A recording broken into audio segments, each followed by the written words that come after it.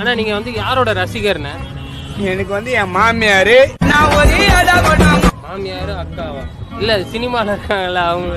நான் தலை ரசிக்கிறேன். சரி, நான் உங்களோட ரசிகனா ஒன்னு கேக்குறேன். தலையோட படம் ஏதாவது ஒரே ஒரு படம் சொல்லுங்க.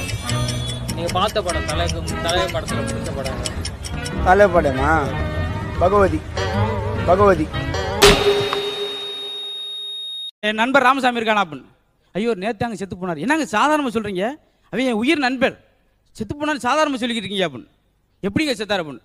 முருங்கைக்காய் சாப்பிடணும்னு சொல்லி முருங்கை மரத்தில் முருங்கை அப்படிங்க சொன்னேன். மேலே ஏறி கிலோ ஒடிஞ்சு விழுந்து செத்து போனார் அப்படின்னு. ஐயோ அப்புறம் என்ன செஞ்சீங்க? அப்புறம் என்ன வெண்டிக்காய் குழம்பு வச்சோம்.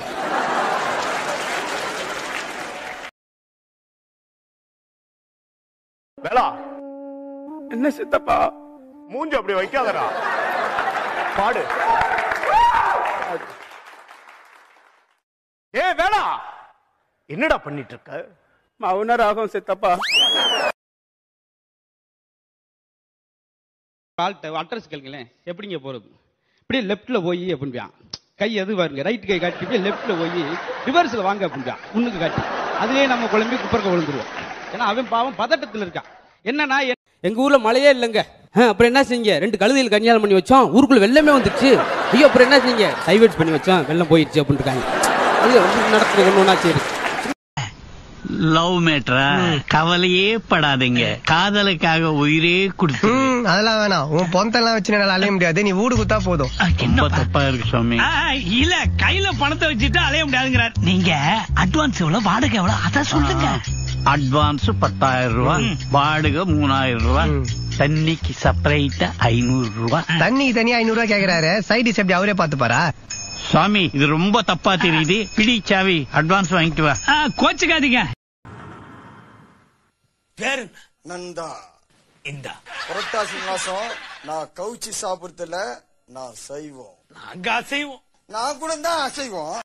நான் ஒரு விதவையை கல்யாணம் பண்ணலாம்னு இருக்கேன் ரமேஷ். அப்படியா? எப்படி? அது உங்க கையில இருக்கு, நீ செத்தாத்தே பண்ண முடியும் அப்படின்னு அவன்கிட்டே பேசிருக்கேன். இவன் ஏதோ சொல்லிட்டு உனக்கு என்ன மாதிரிமா? உலக அழகி ஐஸ்வர்யா ராய் மாதிரி தைக்கணும். உன் மனசுல என்ன நினைச்சிருக்கிற?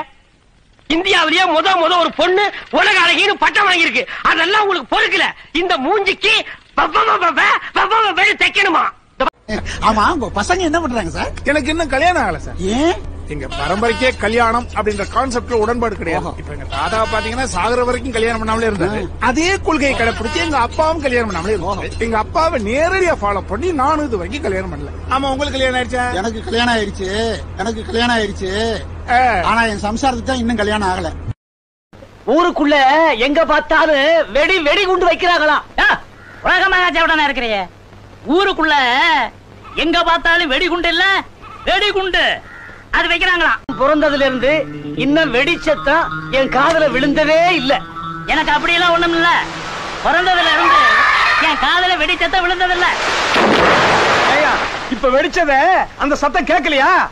என்ன இப்ப வெடிச்சதே அந்த சத்தம் கேட்கலையான்னு கேட்டேன். காப்பி எவ்வளவு? 5 ரூபா. இல்ல பக்கத்து கடையில காப்பி 50 காசுன்னு போட்டிருக்க. அது ஜெராக்ஸ் காப்பி. சரி, குடிக்கிற மாதிரி ஒரு காப்பியை போடுறேன். போடுறேன்.